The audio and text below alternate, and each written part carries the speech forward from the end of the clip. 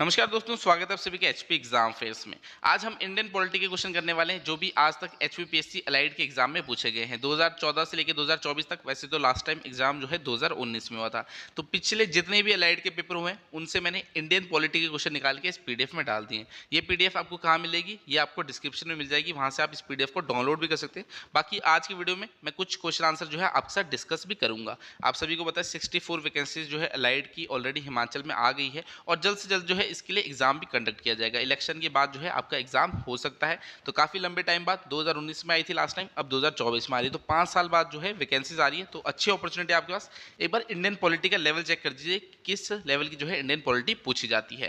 First question देखिए, which of the following statement is not correct in relation to the electoral bonds. तो चुनावी bond के संबंध में निम्न से कौन सा कथन सही नहीं है। तो यहाँ पर 4 स्टेटमेंट्स दे रखी है इलेक्टोरल बॉन्ड्स के ऊपर, आपको बतानी कौन सी स्टेटमेंट गलत है। 3 सही होगी और 1 गलत होगी। तो आजकल न्यूज़ में भी काफ़ी चला हुआ है इलेक्टोरल बॉन्ड्स का, जैसे कि बीजेपी को 6000 करोड़ जो है इलेक्टोरल बॉन्ड्स के थ्रू ही मिला है, तो न्यूज़ में भी काफ़ी जो है ये चर्चा में चला हुआ विषय और एग्जाम में भी आया हुआ क्वेश्चन है। तो स्टेटमेंट्स को पढ़ लेते हैं। Only those political parties are eligible to receive electoral bonds which have received at least 1% votes in the previous Lok Sabha election. तो ये स्टेटमेंट आपकी सही है। कोई भी पार्टी जिसे प्रीवियस जो लोकसभा इलेक्शन हुए उसमें 1% तक वोट मिले, वो जो है इलेक्टोरल बॉन्ड्स के थ्रू जो चंदा बोल सकते हैं वो ले सकती है। सेकंड है, State Bank of India is the only bank authorise to issue electoral bonds. तो हाँ, एसबीआई जो है वो इकलौता बैंक है जो इशू करता है इलेक्टोरल बॉन्ड्स, और कोई बैंक नहीं, सिर्फ एसबीआई ही जो है वो करता है। थर्ड है यहाँ पर, electoral bonds would bring a reduction in the cash donation to political parties. तो पहले क्या करते थे लोग, जो है कैश दे देते थे सीधा पार्टीज को, अब ऐसा नहीं किया जा सकता। अब जो है उन्हें इलेक्टोरल बॉन्ड्स जो है बाय करना पड़ेंगे। जैसे एसबीआई के पास जाएंगे, मान लीजिए मैं ही गया 1000 रुपये दूंगा, वो मुझे एक रसीद दे देंगे, वो रसीद मैं जो है पार्टी को दूंगा, पार्टी जो है बैंक के पास जाके उसको कैश आउट कर सकती है। तो थर्ड स्टेटमेंट भी यहाँ पर सही है। जो आपकी ऑप्शन डी दे रखा है ये यहाँ पर गलत है। Even after the expiry of the validity period the political parties can obtain a payment upon submission of electoral bonds. तो एक बार जो है वैलिडिटी खत्म हो गई जो इलेक्टोरल बॉन्ड है, उसके बाद उसको जो है कैश आउट नहीं किया जा सकता। मान लीजिए 15 दिन का टाइम पीरियड है, तो उसके अंदर ही जो है पार्टी को एसबीआई के पास जाके उसे कैश आउट करना पड़ेगा। अगर उसके बाद करते हैं तो वो पैसे उन्हें नहीं मिलेंगे, वो पैसे जो है डोनेट हो जाएंगे। मान लीजिए जो प्रधानमंत्री रिलीफ फंड है वहाँ चले जाएंगे, तो ऐसे डोनेट हो जाएंगे अगर जो पार्टी है उसने कैश आउट नहीं किए। तो एक्सपायरी पीरियड के बाद जो है उन्हें जो है पेमेंट नहीं ले सकते जो इलेक्टोरल बॉन्ड होती है उनकी। तो फर्स्ट का राइट आंसर ऑप्शन डी, यहाँ पर जो ऑप्शन डी है वो गलत है। चलिए सेकंड देखते हैं। To be recognized as a national party in India a party must have secured in the previous election at least. तो भारत में राष्ट्रीय पार्टी के रूप में मान्यता प्राप्त करने के लिए एक पार्टी को कम से कम पिछले चुनाव में हासिल करना होता है। तो कितने जो है परसेंट वोट हासिल करने होते हैं? 10% ऑफ वैलिड वोट्स इन 4 और more states, 4% of valid votes in 4 और more states, 15% of valid votes in 2 state, या नन ऑफ द अबव। तो इसका राइट आंसर क्या है? सेकंड का जो राइट आंसर है वो है ऑप्शन डी। तो यहाँ पर क्या है, 6% होता है, 6% of the valid votes in 4 और मोर स्टेट्स। तो यहाँ 6% कहीं पर भी दिया, तो हम नन ऑफ दीज जो है इसे सिलेक्ट करेंगे। तो यहाँ पर किसी भी पार्टी को अगर नेशनल पार्टी का दर्जा चाहिए एनडी पे, तो उसे जो है 6% जो है वैलिड वोट लेने पड़ेंगे 4 या उससे ज़्यादा स्टेट्स में। तो सेकंड का right answer option D, none of these हो जाएगा। थर्ड देखते हैं, which article of the Indian constitution provides the right to form a political party. तो भारतीय संविधान का कौन सा अनुच्छेद जो है राजनीतिक दल बनाने का अधिकार प्रदान करता है? तो बताइए कौन से आर्टिकल में जो है पॉलिटिकल पार्टी के बारे में जो है बताया गया है? आर्टिकल 132, आर्टिकल 111, आर्टिकल 32, या नन ऑफ दीज। तो आर्टिकल 32 तो कॉन्स्टिट्यूशनल रेमेडीज है, ये आप ऐसे ही कट कर दोगे। इसका राइट आंसर क्या है? None of these. तो ऐसा कोई भी आर्टिकल नहीं है जिसमें ये चीज़ लिखी हो कि पॉलिटिकल पार्टी आप बना सकते हैं, तो ऐसा कोई भी आर्टिकल नहीं है। तो इसलिए हमें कौन सा सिलेक्ट करना था यहाँ पर? नन ऑफ दिस सिलेक्ट करना था, क्योंकि किसी भी आर्टिकल में ये चीज़ जो है इस चीज़ का विवरण नहीं मिलता कि आपको जो है पॉलिटिकल पार्टी बनाने का जो है हक दिया जाता है। तो ये किसी भी आर्टिकल में जो है नहीं दिया गया है। तो to right to form a political party is not mention in the constitution of India. Third का राइट आंसर क्या हो गया? ऑप्शन डी हो गया। फोर्थ देखिए, which amendment to the constitution of India transfer the subject of education from state list to concurrent list. तो भारत के संविधान के कौन से संशोधन में जो है शिक्षा को क्या किया गया है, जो स्टेट लिस्ट थी उससे ट्रांसफर करके जो है कॉन्करेंट लिस्ट में डाल दिया गया है? तो कौन से अमेंडमेंट से हुआ है? 11 से, 39 से, 42 से, या 61st अमेंडमेंट से? तो फोर्थ का राइट आंसर क्या है? फोर्थ का जो राइट आंसर है वो है ऑप्शन सी, 42nd अमेंडमेंट। ये भी पता होना चाहिए आपको कब हुई है, 1976 में हुई है। तो इसमें क्या किया गया था? जो एजुकेशन था वो पहले स्टेट लिस्ट में था, बाद में उसे क्या कर दिया गया, कॉन्करेंट लिस्ट में। कॉन्करेंट लिस्ट का मतलब क्या हो गया, जो एजुकेशन है इस सब्जेक्ट में जो है स्टेट भी लॉ बना सकता है और जो यूनियन है वो भी लॉ बना सकती है, मगर अगर कॉन्फ्लिक्ट होगा दोनों के बीच में तो यूनियन का जो लॉ है वो चलेगा। तो इसे जो है ट्रांसफर कर दिया गया था, एजुकेशन को स्टेट लिस्ट से जो है कॉन्करेंट लिस्ट में ट्रांसफर कर दिया गया था 42nd अमेंडमेंट 1976 से। फोर्थ का राइट आंसर ऑप्शन सी है। फिफ्थ देखते हैं, which schedule of the Indian constitution contains the name of the states and their territorial details. तो भारतीय संविधान का कौन सा जो है अनुसूची आपको बताना है जिसमें राज्यों के नाम है, उनके क्षेत्रों का जो है विवरण मिलता है। तो कौन से शेड्यूल में मिलता है, सेकंड में, फर्स्ट में, थर्ड में या फोर्थ में। फिफ्थ का राइट आंसर क्या है, फिफ्थ का जो राइट आंसर है वो है फर्स्ट शेड्यूल। टोटल जो है कॉन्स्टिट्यूशन में कितने 12 शेड्यूल्स है, उसमें से जो पहला ही शेड्यूल है उसमें जो है स्टेट्स के नाम और उनके जो टेरिटरी है उसके बारे में जो है डिटेल्स मिलती है। फिफ्थ का राइट आंसर ऑप्शन बी है। अगर आपको एलाइड का कंप्लीट स्टडी मटेरियल लेना होगा तो आप इस नंबर पे हमें जो है व्हाट्सएप कर सकते हैं।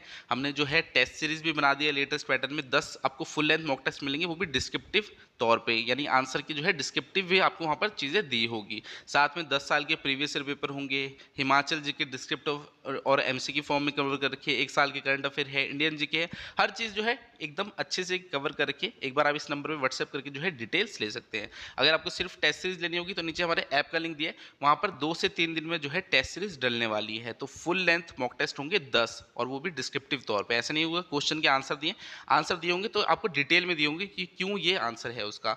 तो एकदम अच्छी टेस्ट सीरीज आपके लिए बना रखी है, नीचे ऐप में जो है आप डाउनलोड करके 2 से 3 दिन में जो है वहाँ पर वो अवेलेबल हो जाएगी। तो अभी चेक करोगे तो अभी नहीं है, मगर जो है जल्दी मैं कोर्स डालने वाला हूँ टेस्ट सीरीज का भी ऐप में, तो वहाँ पर आपको जो है एलाइड की टेस्ट सीरीज मिल जाएगी। 6 देखिए, which article of the Indian constitution reads it would be the responsibility of the union to safeguard the states from external threats and internal disturbance. तो भारतीय संविधान के किस अनुच्छेद में लिखा गया है, बाहरी खतरों और आंतरिक अशांति से राज्यों की रक्षा करना संघ की जिम्मेदारी है। तो आपको बताना है कौन सा आर्टिकल में लिखा गया है ये, यहाँ पर आर्टिकल भी दे रखे 356, 355, 352 या 360। तो 352 आपको पता है ये नेशनल इमरजेंसी हो गई, 356 हो गया, 360 हो गया, ये क्या है, कॉन्स्टिट्यूशनल है, एक फाइनेंशियल है, तो ये तो आंसर हो ही नहीं सकते। तो यहाँ आंसर ये होगा आर्टिकल 355 जो है इसका राइट आंसर है, यानी ऑप्शन बी जो है इसका राइट आंसर है। आर्टिकल 355 में क्या लिखा है, it would be the responsibility of the union to safeguard the state from external threats and internal disturbances. Sixth का राइट आंसर ऑप्शन बी है। चलिए 7 देखते हैं, under which article of the Indian constitution can the speaker allow any member of the house to speak in his her mother tongue. तो भारतीय संविधान के किस अनुच्छेद के तहत अध्यक्ष जो है, सदन का जो अध्यक्ष होगा, वो किसी भी सदस्य को अपनी मातृभाषा में बोलने की अनुमति दे सकता है। तो कौन से आर्टिकल में ये चीज बताई गई है, 110 दिया है, 122 दिया है, 120 का 1 है, 126 है। तो 7 का राइट आंसर क्या है, 7 का जो राइट आंसर है वो है 121। अब मान लीजिए आपको आंसर नहीं पता था कि हाँ आपको ये आर्टिकल नहीं पता था जिसमें ये चीज बताई गई है, तो अगर आपको और भी चीजें बताए, जैसे 110 आपको पता है 110 जो है मनी बिल से रिलेटेड है, ठीक है। अगर 126 दिखा है तो 124 से जो है आपका सुप्रीम कोर्ट स्टार्ट हो जाता है, तो आपका यहाँ पार्लियामेंट वाला थोड़ा रोल नहीं आएगा, तो आप इसको भी जो है कट कर सकते थे। पहला भी कट हो गया, दूसरा भी कट हो गया। अब यहाँ पर आपका 122 दे रखा है और 120 का 1 दे रखा है, तो आर्टिकल 120 है, उसमें क्या है, language to be used in the parliament, और 1 में क्या है कि मदर टंग में भी जो है अलाउ कर सकता है स्पीकर किसी जो मेंबर है उसे बोलने के लिए। तो 7 का राइट आंसर ऑप्शन सी हो गया। तो तुक्का भी लगाना है तो पहले एलिमिनेट करना है कि हाँ आपने जो है नॉलेज होनी चाहिए आपको, ऐसे नहीं कि हाँ अकड़ बकड़ बम्बे बो और आंसर लगा दिया। अगर पता है कि 110 मनी बिल है, इजी है, हाँ पता है। 124 से सुप्रीम कोर्ट स्टार्ट होता है, अगर हाई कोर्ट की बात करें तो उल्टा कर दो, 2 पहले ले दो, 1 बाद में ले लो, और 214 से जो हाई कोर्ट स्टार्ट हो जाता है, तो आप ऐसे भी जो है एलिमिनेट कर सकते थे। तो 7 का राइट आंसर ऑप्शन सी है।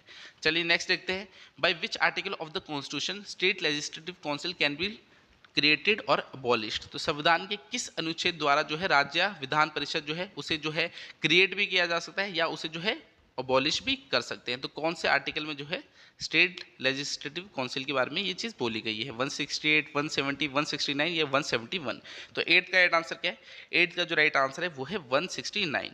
तो वैसे पॉलिटिकल ईजी है, पॉलिटी जो आपका सब्जेक्ट है बहुत ईजी है, यहाँ पर जो है बच्चे मैक्सिमम नंबर भी लाते हैं क्योंकि ईजी सब्जेक्ट है। यहाँ पर आपको आर्टिकल्स पता होना चाहिए, अमेंडमेंट सारी पता होनी चाहिए, शेड्यूल में क्या क्या दे रखा है, तो जो है आपका प्री डिफाइंड है कि हाँ बुक भी एक अच्छी सी फॉलो करेगी, वहाँ पर सारी चीज़ें आपको जो क्वेश्चन आ रहे हैं सब कुछ ही मिल जाएगा।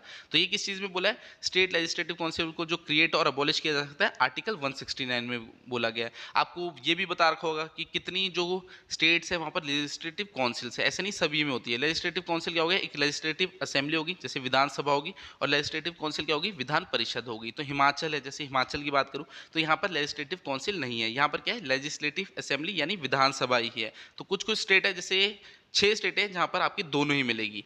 तो 8th का राइट आंसर क्या है, यहाँ पर 169 आर्टिकल में चीज़ बोली गई है। तो एक बार फिर से बोल रहा हूँ आपको, फ्री के नंबर है, पॉलिटी बहुत इजी सब्जेक्ट है, यहाँ बच्चे मैक्सिमम जो है स्कोर करते हैं। 200 में से 80 क्वेश्चन आपके इंडियन जीके से रिलेटेड आएंगे, उसमें इंडियन हिस्ट्री भी होगी, मॉडर्न हिस्ट्री आएगी, बाकी पढ़ने की जरूरत नहीं है। आपकी इंडियन पॉलिटी होगी, इकोनॉमी होगी, ज्योग्राफी होगी, महात्मा गांधी से रिलेटेड क्वेश्चन होंगे, और जो है डिजास्टर मैनेजमेंट से। तो ये रहता है 80 क्वेश्चन में। तो कम से कम 15 के अराउंड समझो कि पॉलिटी के क्वेश्चन आएंगे, और 15 में से आप इजीली जो है 13-14 क्वेश्चन ठीक कर सकते हो। 9 देखिए, under which article of the constitution can a जज of high court be transferred. तो ये कौन से आर्टिकल में बोला गया है कि जो जज है हाई कोर्ट का उसे जो है ट्रांसफर किया जा सकता है। तो कौन सा आर्टिकल में बोला है, आर्टिकल 220, 221, 222, 223। अब मैंने आपको बोला था कि 214 यहाँ से क्या स्टार्ट होता है, यहाँ से जो है स्टार्ट हो जाते हैं हाई कोर्ट। अगर सुप्रीम कोर्ट की बात करें तो 124 से सुप्रीम कोर्ट स्टार्ट होता है। तो देखिए 214 के बाद जो है अब 220, 221, 220 सारे दे रखे हैं, तो ये आपके हाई कोर्ट से रिलेटेड ही होंगे। तो मुश्किल क्वेश्चन है, आपको डायरेक्टली आर्टिकल पता होना चाहिए कि किसमें जो है ये बताया गया है कि जो हाई कोर्ट का जज है उसे ट्रांसफर किया जा सकता है। तो 9th का राइट आंसर क्या है, ऑप्शन सी है। आर्टिकल 222 में ये चीज़ बताई गई है। 9th का राइट आंसर ऑप्शन सी है। 10 देखते हैं, मैच द फॉलोइंग। अब यहाँ पर अमेंडमेंट्स आपकी दे रखी है, कौन से ईयर में हुई है, आपको बतानी है कौन सी इनमें से सही है। तो देखिए 42nd अमेंडमेंट, जो आपको मैंने अभी एक क्वेश्चन बताए थे जिसमें एजुकेशन है, जिसे स्टेट से जो है कंकरेंट लिस्ट में डाल दिया गया था। तो 1976, हाँ जी 1976 में हुई थी। 24th अमेंडमेंट 1971 में हुई है, 31st अमेंडमेंट 1973 में, और 52nd अमेंडमेंट 1985। तो यहाँ पर ऑल आर करेक्टली पेड है, यानी जो अमेंडमेंट दी है इसी ईयर में हुई है। अब 52 अमेंडमेंट, ये भी इंपॉर्टेंट है। ये इंपॉर्टेंट क्यों है, अभी जैसे आप हिमाचल में देख रहे हो, जो 6 थे कांग्रेस के विधायक, उनको जो है एंटी डिफेक्शन लॉ के अंडर जो है बर्खास्त कर दिया गया कि उनके वापस वहाँ पर जो है इलेक्शन हो रहे। तो वो किससे हो रहे हैं, 52nd अमेंडमेंट 1985 के अंडर जो है क्या लाया गया था, एंटी डिफेक्शन लॉ लाया गया था। तो उसमें क्या है कि पार्टी के अगर विरुद्ध जाओगे तो जो है आपके एंटी डिफेक्शन आपके ऊपर लग सकती है, और जिससे आप जो है डिस्क्वालीफाई हो सकते हो। तो वही हुआ, जो कांग्रेस के 6 बागी विधायक थे उन्होंने जो है पार्टी की लाइन फॉलो नहीं की कि हाँ राज्यसभा के इलेक्शन चले तो उसमें पार्टी का जो कैंडिडेट है उसे जिताना है, बल्कि दूसरे कैंडिडेट बीजेपी वाले को दे दिया। तो उसी के अंडर जो है एंटी डिफेक्शन उन पर लगा, और जो है उन्हें क्या कर दिया गया, जो है डिस्क्वालीफाई कर दिया गया। अब आपके जो है वहाँ पर वापस इलेक्शन हो रहे हैं उन 6 विधानसभा सीटों में। तो ये आपका 52nd अमेंडमेंट 1985 से एंटी डिफेक्शन लॉ लाया गया था। तो यहाँ पर जो सारे देखे ये सारे ही आपके करेक्ट है अमेंडमेंट्स उनके ईयर के साथ। 11 देखते हैं, power of judicial review in India is enjoyed by whom. तो यहाँ पर जो है न्यायिक समीक्षा की जो शक्ति है उसका उपयोग कौन कर सकता है। तो कौन कर सकता है, Supreme Court alone, all the courts, Supreme Court and High Courts, by none of the courts. तो इसका राइट आंसर क्या है, by Supreme Court and High courts.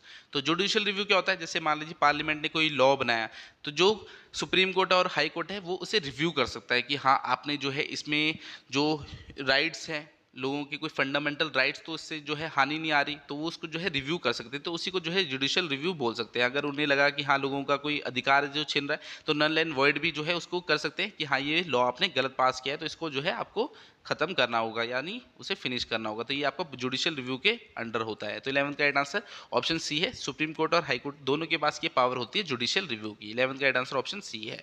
चलिए 12 देखते हैं, how many members were there in the constituent assembly of India. तो भारत की जो संविधान सभा थी उसमें कितने सदस्य थे, तो कितने सदस्य थे, 689, 389, 580 या नन ऑफ दिस। तो सारी चीजें जो है बुक में दी गई है, एक भी क्वेश्चन नहीं बोलूंगा कि हाँ ये बुक में आपको नहीं मिलेगा। तो यहाँ पर देखिए जो कॉन्स्टिट्यूएंट असेंबली सबसे पहले इनिशियली बनाई गई थी उसमें 389 मेंबर्स थे। कितने थे, 389 मेंबर्स थे। बाद में क्या हुआ, पाकिस्तान बन गया, पाकिस्तान जो है अलग कंट्री बना दी गई, पहले तो इंडिया का पार्ट था, तो उससे जो है ये मेंबर्स घट के 299 हो गए थे। तो बाद में 299 हो गए थे क्योंकि पाकिस्तान जो है पार्टीशन हो गया था, ठीक है, पाकिस्तान अलग कंट्री बन गए थे। मगर इनिशियली कितने थे, उस समय 389 थे, ठीक है, कि हाँ कॉन्स्टिट्यूशन बनाना है, भारत को आज़ाद करना है, तो सारी रिस्पॉन्सिबिलिटी है जो है कॉन्स्टिट्यूएंट असेंबली को दी गई थी। तो 12th का राइट आंसर ऑप्शन बी है। चलिए 13 देखते हैं, by which amendment education was made a subject in the concurrent list. अब ये चीज़ हमने पहले एक क्वेश्चन पढ़ी, उसका जो है मिलता जुलता क्वेश्चन पूछ लिया गया। जो एजुकेशन है उसे स्टेट लिस्ट से जो है कंकरेंट लिस्ट में डाला गया था। तो ये पूछ रहा है कौन से अमेंडमेंट से हुआ, तो 42nd अमेंडमेंट से ये हुआ है। कब हुई थी? 1976 में अमेंडमेंट हुई थी। तो देखिए मिलता जुलता जो है क्वेश्चन आ गया है फिर से एग्जाम में। सारे प्रीवियस ईयर के क्वेश्चन है, मैं अपनी तरफ से एक भी क्वेश्चन नहीं डाल रहा। आप उठा के भी देखोगे कोई पेपर तो वहां पर आपको ये क्वेश्चन मिल जाएंगे। तो सारे 10 साल के पेपर मैंने निकाले, वहां से इंडियन पॉलिटी के क्वेश्चन निकाल दिए। ये पीडीएफ आपको डिस्क्रिप्शन मिल जाएगी, खुद डाउनलोड कीजिए, खुद भी आप जो है सॉल्व कर सकते हैं। तो डिस्क्रिप्शन में मैंने पीडीएफ दे दी है। नीचे हमारे व्हाट्सएप चैनल के लिंक दे रखे हैं, टेलीग्राम का लिंक दे रखा है, कहीं पर भी जुड़ जाइए। अगर आप एग्जाम की तैयारी कर रहे हैं कहीं ना कहीं आपको हम हेल्प ही करेंगे। 14 देखिए, new All India services under article 312 can be created by whom. तो कहना चाहता है अनुच्छेद 312 के तहत जो अखिल भारतीय सेवाएं हैं उनका निर्माण कौन कर सकता है? तो कौन कर सकता है? लोकसभा, राज्यसभा, पार्लियामेंट या प्राइम मिनिस्टर। तो 14 का राइट आंसर क्या है? 14 का जो राइट आंसर है वो है राज्यसभा। तो ये पावर किसके पास होती है? जो ऑल इंडिया सर्विसेज होती है, जैसे आपका आईपीएस हो गए, आईएएस हो गए, इनको जो है क्रिएट किया जाता है। तो कौन से आर्टिकल से क्रिएट किया जाता है? आर्टिकल 312। और ये पावर भी राज्यसभा के पास होती है। ठीक है, राज्यसभा ही जो है ऑल इंडिया सर्विसेज को जो है क्रिएट कर सकती है। तो 14 का राइट आंसर ऑप्शन बी है। चलिए नेक्स्ट देखते हैं। 15 क्या है? What exclusive power does Article 312 of the Constitution of India bestowed upon the Rajya Sabha. अब देखिए मिलता जुलता क्वेश्चन फिर से एग्जाम में पूछ लिया गया है। 312 में क्या बोला गया था कि जो ऑल इंडिया सर्विसेज है वो राज्यसभा जो है उसे क्रिएट कर सकती है। तो यहाँ पर देखिए ऑप्शन दे रखे हैं, to introduce a bill for the creation of new All India Services. तो हाँ, यही चीज़ तो इसमें दी गई है जो आर्टिकल 312 है, पहले वाले क्वेश्चन में हमने पढ़ा। बाकी जो ऑप्शन है गलत है। To ten the boundaries of the state, to elect chief justice of Supreme Court, ये आपके सारे स्टेटमेंट है गलत है। यहाँ पर ऑप्शन ए ही सही है। तो कौन सी पावर दी जाती है राज्यसभा को आर्टिकल 312 के according? To introduce a bill for the creation of new All India Services. तो जो भी ऑल इंडिया सर्विसेज होगी नई, वो कौन बना सकता है? उसे कौन क्रिएट कर सकता है? राज्यसभा ही क्रिएट कर सकती है, लोकसभा नहीं, राज्यसभा ही। 15 का राइट आंसर ऑप्शन ए है। 16 देखिए, no tax can be levied और collected without the permission of. तो आपको यहाँ पर बोला है कोई भी नया टैक्स है उसको जो है कलेक्ट नहीं किया जा सकता या बनाया नहीं जा सकता कि हाँ ये टैक्स हम लागू कर रहे हैं, तो किसकी बिना परमिशन के बिना ये नहीं किया जा सकता? Lok Sabha, council of minister, president या पार्लियामेंट। तो बताइए, no tax can be levied और collected without the permission of. तो इसका राइट आंसर है पार्लियामेंट। तो पार्लियामेंट के बिना, परमिशन के बिना जो है नया टैक्स जो है नहीं लगाया जा सकता, ना ही कलेक्ट किया जा सकता है। तो 16 का राइट आंसर ऑप्शन डी है। 17 क्वेश्चन देखिए, Who has been given the power to fix the number of judges of Supreme Court? तो सर्वोच्च न्यायालय के न्यायाधीशों की संख्या तय करने की शक्ति किसके पास है? जैसे इस टाइम आप देखोगे कितने जो है जज हैं, टोटल 34 जज हैं सुप्रीम कोर्ट में। किसको? चीफ जस्टिस को मिला के, वैसे 33 है, plus chief justice of India हो गए तो 34 हो गए। ठीक है, तो ये पावर किसके पास होती है कि इतने ही जज होने चाहिए सुप्रीम कोर्ट में? प्रेसिडेंट के पास, पार्लियामेंट के पास, चीफ जस्टिस ऑफ इंडिया के पास या काउंसिल ऑफ मिनिस्टर के पास। तो 17 का राइट आंसर क्या है? 17 का जो राइट आंसर है वो है पार्लियामेंट। तो पार्लियामेंट के पास ये पावर होती है कितने जजेस होने चाहिए सुप्रीम कोर्ट में। जैसे 2019 की बात करूं, 2019 में थे टोटल 31 थे, 30 तो जजेस थे और एक चीफ जस्टिस ऑफ इंडिया हो गए, तो 31 थे। बाद में 2019 में जो है बिल लाया गया, उसके बाद जो है 34 कर दिए गए, यानी 3 जो है जजेस और बढ़ा दिए गए। तो इस टाइम कितने? टोटल 34 जजेस हैं चीफ जस्टिस ऑफ इंडिया को मिला के। तो ये पावर किसके पास होती है कि कितने जज होने चाहिए सुप्रीम कोर्ट के पास? ये पार्लियामेंट के पास होती है पावर। 17 का राइट आंसर क्या है? 17 का राइट आंसर ऑप्शन बी है। चलिए 18 देखते हैं। 18 है, governor in the state holds the office during the pleasure of. तो जो गवर्नर होता है स्टेट का, वो अपना जो ऑफिस है उसे होल्ड करता है during the pleasure of parliament, president, prime minister, council of minister. तो 18 का राइट आंसर क्या है? 18 का जो राइट आंसर है वो है प्रेसिडेंट। तो जैसे कभी किसी स्टेट में आपने देखा होगा राष्ट्रपति शासन लगता है, प्रेसिडेंट रूल लगता है, तो उसमें क्या होता है, जो गवर्नर होता है स्टेट का वो जो है रूल करता है on the behalf of president. तो जो राष्ट्रपति होता है उसके बिहाफ में जो है वहाँ का गवर्नर जो है रूल करता है। तो जो गवर्नर होता है स्टेट का वो होल्ड करता है अपना office during the pleasure of president. तो 18 का राइट आंसर ऑप्शन बी है। 19 देखिए, जजेस of high court can be appointed in consultation with. तो यहाँ पर बोल रहा है जो जजेस होते हैं हाई कोर्ट के, उन्हें जो है अपॉइंट किया जाता है किसके साथ? कंसल्ट करने के बाद। Governor of the state consult, council of minister of the state, state legislative assembly या नन ऑफ दिस। तो इसका राइट आंसर क्या है? Governor of the state concern. तो जिस भी स्टेट में जो है जजेस अपॉइंट किए जा रहे वहां का जो गवर्नर है उसे पहले कंसल्ट किया जाएगा, उसके बाद जो है अपॉइंटमेंट दी जाती है उन्हें। तो 19 का राइट आंसर ऑप्शन ए है। 20 देखिए, among various type of question asked during question hour in parliament starred question is related to. तो इसमें कहना चाहता है जो क्वेश्चन हार होता है पार्लियामेंट में उसमें डिफरेंट टाइप के क्वेश्चन पूछे जाते हैं। तो उसमें एक स्टार्ट क्वेश्चन होते हैं। तो ये किस टाइप के क्वेश्चन होते हैं? They are to be answered in writing, यानी लिखित में आंसर देना होता है उनका। They are question to be answered orally, यानी मौखिक तौर पे जो है आंसर देना होता है। They are to be answered after 1 week, यानी एक हफ्ते बाद आंसर देना होता है, नन ऑफ द को। तो इसका राइट आंसर है they are to be answered in writing. तो स्टार्ट क्वेश्चन क्या होते हैं, ये जो क्वेश्चन होते हैं इनका आंसर कैसे देना होता है, लिखित में देना होता है। तो क्वेश्चन हार में डिफरेंट टाइप के क्वेश्चन पूछ जाते हैं, उसमें जो स्टार्ट क्वेश्चन होता है इनका जो आंसर है वो लिखित तौर पर देना पड़ता है। 20 का राइट आंसर ऑप्शन ए है।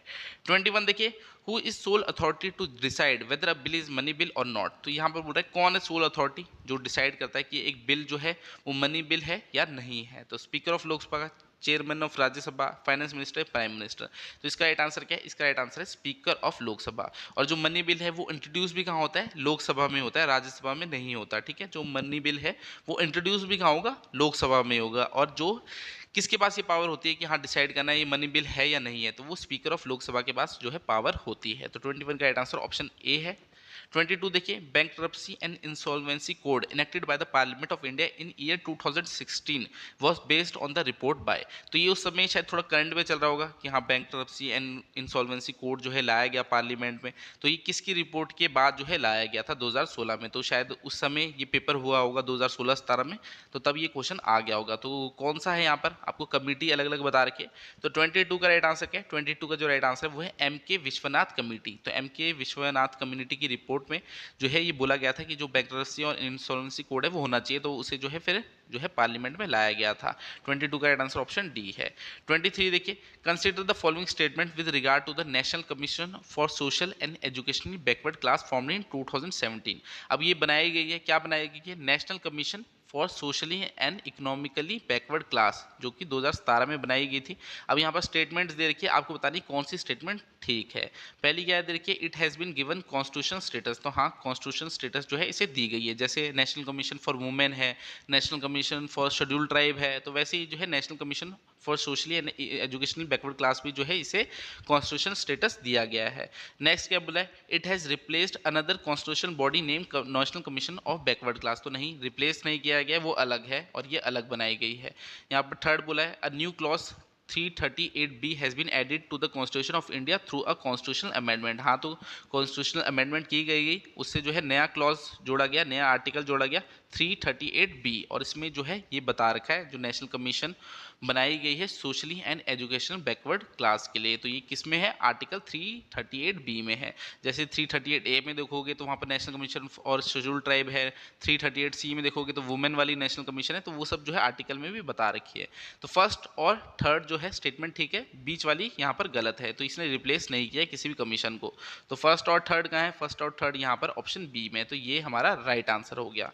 चलिए 24 देखते हैं। 24 क्या है, विच of the following committee of parliament is concern with the regulatory and economy of expenditure. तो आपको बताना है पार्लियामेंट की कौन सी कमेटी है जो आपकी कंसर्न है किससे, regulatory and economy of expenditure. ठीक है, एक्सपेंडिचर से रिलेटेड एक तरह से, तो वो कौन सी है, पब्लिक एंड अकाउंट्स कमेटी।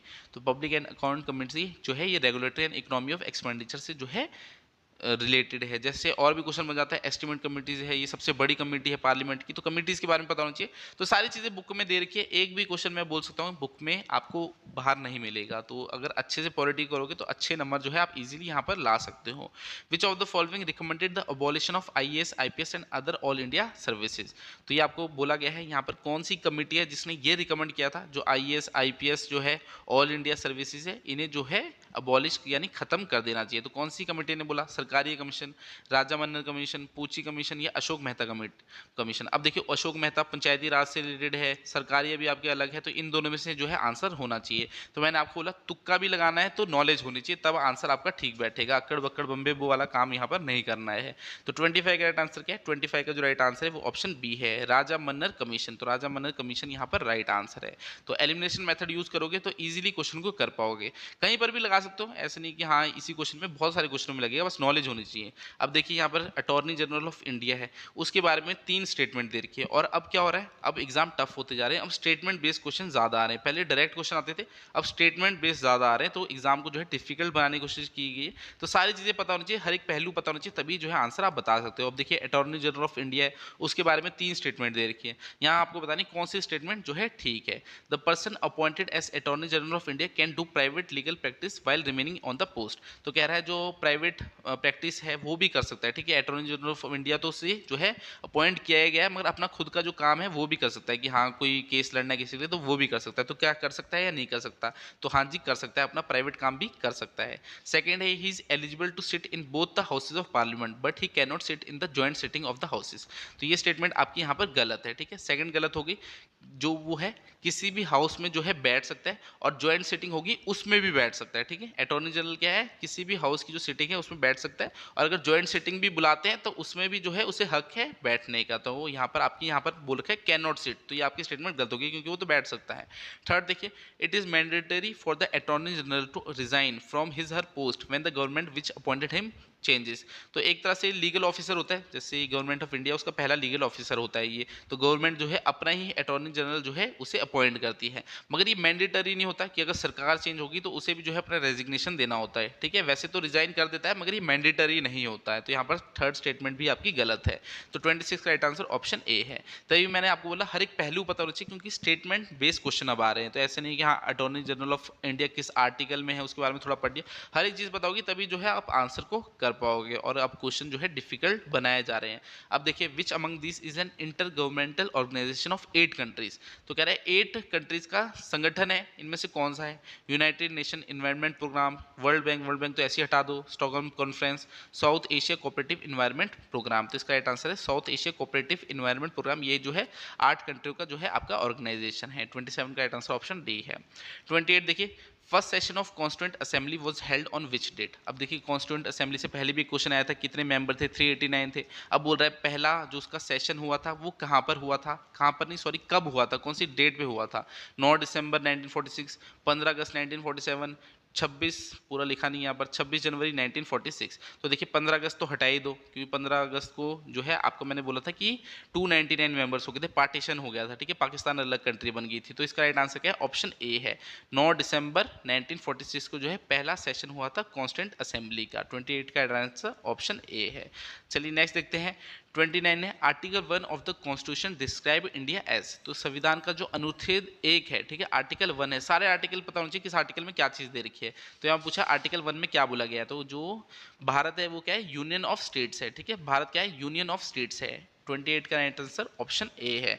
चलिए 29 का राइट आंसर ऑप्शन ए है। 30 देखते हैं, who was the first Muslim president of Indian national Congress. अब ये आपके डायरेक्ट क्वेश्चन है। अब ये क्या था, पहले आते थे, पहले इजी पेपर होता था, अब डिफिकल्ट हो रहा है, स्टेटमेंट बेस हो रहा है, तो ऐसे क्वेश्चन कम ही देखने को मिलेंगे। तो बोल रहा जा रहा है कि हाँ फर्स्ट मुस्लिम प्रेसिडेंट कौन था इंडियन नेशनल कांग्रेस का? सबको पता है कौन था, बदरुद्दीन त्याबजी। तो ये आपके डायरेक्ट क्वेश्चन थे, जो पहले था पेपर इजी होता था, अब डिफिकल्ट जो है बना दिया गया है। तो 30 का राइट आंसर ऑप्शन डी है। 31 देखिए, how many members of state legislative council can be nominated by the governor. अब पहले एक क्वेश्चन आपको स्टेट लेजिस्लेटिव काउंसिल से रिलेटेड भी आया हुआ था, पहले हमने करा, तो उससे जो है मिलते जुलते क्वेश्चन ही एग्जाम में पूछे जा रहे हैं। तो हर चीज़ जो है बुक में आपको यहाँ मिलेगी। यहाँ पर बोला जाए कितने जो मेंबर्स हैं उन्हें नॉमिनेट किया जाता है गवर्नर, जो राज्यपाल होता है उसके द्वारा। तो कितने मेंबर्स को जो है नॉमिनेट किया जाता है विधान परिषद में, स्टेट लेजिस्लेटिव काउंसिल में, ठीक है, सब स्टेटों में नहीं होती, 6 ही स्टेट में है। तो कितने मेंबर्स को? 1/6 मेंबर जो है नॉमिनेट किया जाता है गवर्नर द्वारा। 31 का राइट आंसर ऑप्शन डी है। 32 देखते हैं, the idea of directive principle of state policy has been borrowed from the constitution of which country. तो राज्य के नीति निर्देशक सिद्धांतों का जो विचार है वो किस देश से के संविधान से लिया गया है? तो directive principle of state policy पता है आपको, जिसमें गांधीयन प्रिंसिपल्स भी हैं, जैसे आर्टिकल 40 है उसमें पंचायती राज, विलेज पंचायत, उससे रिलेटेड बता रखा है। तो ये आपके directive principle of state policy में आते हैं। तो ये जो लिया गया है कहाँ से लिया गया है ये आइडिया? ब्रिटेन से, आयरलैंड से, यूएसए से, फ्रांस से। तो 32 का राइट आंसर आयरलैंड है। 32 का राइट आंसर क्या है? ऑप्शन बी, आयरलैंड से जो है directive principle of state policy की जो आइडिया है वो लिया गया है। तो ये आपके जो है स्ट्रेट फॉरवर्ड क्वेश्चन है। अब जो है स्टेटमेंट बेस आ रहे हैं, तो ये तो बहुत इजी क्वेश्चन हो गए, ये तो सबको ही पता है। अब 33 देखिए, communist party of India was founded in which year. तो आपको बताना है कम्युनिस्ट पार्टी ऑफ इंडिया जो मार्क्सिस्ट है ये कब फॉर्म हुई थी? 1930, 1925, 1950, 1964। तो इसका राइट आंसर 1964 है। 33 का राइट आंसर ऑप्शन डी है। 34 देखिए, what does the article 21A of the Indian constitution deal with. तो भारतीय संविधान का जो अनुच्छेद 21A है वो किससे संबंधित है? तो किससे संबंधित है, ये भी इजी क्वेश्चन है। Free and compulsory education to all the children age between 6 to 14 years. तो 6 से 14 साल के बीच में जो बच्चे हैं उनको फ्री और कंपल्सरी एजुकेशन दी जाएगी। किस में बोला गया है? आर्टिकल 21A में जो है बोला गया है। Who is known as the first law officer of government of India. तो मैंने आपको अभी एक क्वेश्चन आया था अटॉर्नी जनरल ऑफ इंडिया, उसमें बताया था ये जो है फर्स्ट लॉ ऑफिसर भी होता है गवर्नमेंट ऑफ इंडिया का। वही जो है गवर्नमेंट ऑफ इंडिया जो सरकार चल रही होती है वो अपने मनपसंद का जो है अटॉर्नी जनरल सिलेक्ट करता है। तो ये आपका फर्स्ट लॉ ऑफिसर कौन होता है गवर्नमेंट ऑफ इंडिया का? वो है अटॉर्नी जनरल। तो 35 का राइट आंसर ऑप्शन डी है। तो देखिए मिलते जुलते जो है यहाँ पर क्वेश्चन पूछे गए हैं एग्जाम्स में। 36 देखिए chapter 4A of the constitution deal with. तो चैप्टर 4A जो है ये किससे रिलेटेड है? 36 का राइट आंसर क्या है? फंडामेंटल ड्यूटीज से। फंडामेंटल ड्यूटीज से जो है रिलेटेड है। तो 36 का राइट आंसर ऑप्शन बी है। फंडामेंटल ड्यूटीज कहाँ से ली गई है? रशिया से ली गई है। आपको ये भी पता होना चाहिए कि हाँ जैसे 11वीं जो फंडामेंटल ड्यूटी थी वो बाद में ऐड की गई। तो सारी चीज़ें जो है बुक में है और वहीं से क्वेश्चन आ रहे हैं। Who was the speaker of first Lok Sabha? देखिए डायरेक्ट क्वेश्चन है।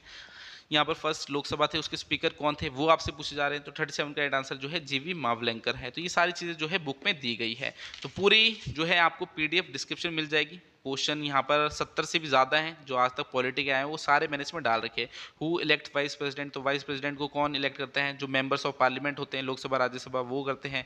विच of the following statement is correct with regard to the preamble of Indian constitution? तो कौन सी स्टेटमेंट ठीक है? It defines state as sovereign socialist secular sectarian and democratic republic. तो ये वाली स्टेटमेंट यहाँ ठीक है। 40 क्या है? Which one of the following is not stated in the right to freedom as enshrined in the constitution of India? तो right to freedom जो आपके आर्टिकल है उसमें कौन सा नहीं आता? Freedom to protest. ठीक है, ऐसा कोई नहीं आता। फ्रीडम टू स्पीच एक्सप्रेशन भी आता है, फ्रीडम टू पीसफुल असेंबली भी आता है, freedom to practise any profession भी आता है, मगर फ्रीडम टू प्रोटेस्ट नहीं आता। तो सारे क्वेश्चन जो है आपको ये मिल जाएंगे डिस्क्रिप्शन में। एक बार लेवल देख लेना कि किस लेवल के जो है इंडियन पॉलिटी के क्वेश्चन आ रहे हैं और उसी वे में जो है अपनी आपको तैयारी को ले जाना है। बाकी स्टडी मटेरियल आपके लिए मैंने पूरा बना रखा है। इस नंबर पे आप व्हाट्सएप करके जो है डिटेल्स ले सकते हैं। टेस्ट सीरीज जो है कुछ ही दिन में हमारे ऐप में जो है अवेलेबल हो जाएगी। ऐप का लिंक भी मैंने डिस्क्रिप्शन में दिया है या फिर प्ले स्टोर में जाके एचपी एग्जाम फिर भी आप लिख सकते हो। बाकी अगर वीडियो अच्छी लगी होगी तो लाइक कर देना। नेक्स्ट जो है आपकी हिस्ट्री लाएंगे हम कि हिस्ट्री किस लेवल की आ रही है, फिर ज्योग्राफी, फिर इकोनॉमी। तो हर एक चीज़ जो है प्रीवियस कवर करेंगे कि कैसे क्वेश्चन जो है पूछे जा रहे हैं सब्जेक्ट वाइज। तो चैनल को सब्सक्राइब भी कर देना। अगर आगे भी आप वीडियोस को जो है देखना चाहते हो जल्दी से जल्दी आपको जो है नोटिफिकेशन मिल जाएगी, या फिर हमारे जो चैनल के लिंक्स आपको डिस्क्रिप्शन में मिल रहे हैं उनमें से किसी को भी ज्वाइन कर लो। वहाँ पर भी जो है आपको लेटेस्ट जो है नोटिफिकेशन मिल जाएगी और फ्री स्टडी मटेरियल भी मैं वहाँ पर देता रहता हूँ। बाकी इस वीडियो को इतना रखता हूँ, आपसे अगली क्लास मिलूंगा, तब तक के लिए शब्बा खैर, थैंक यू।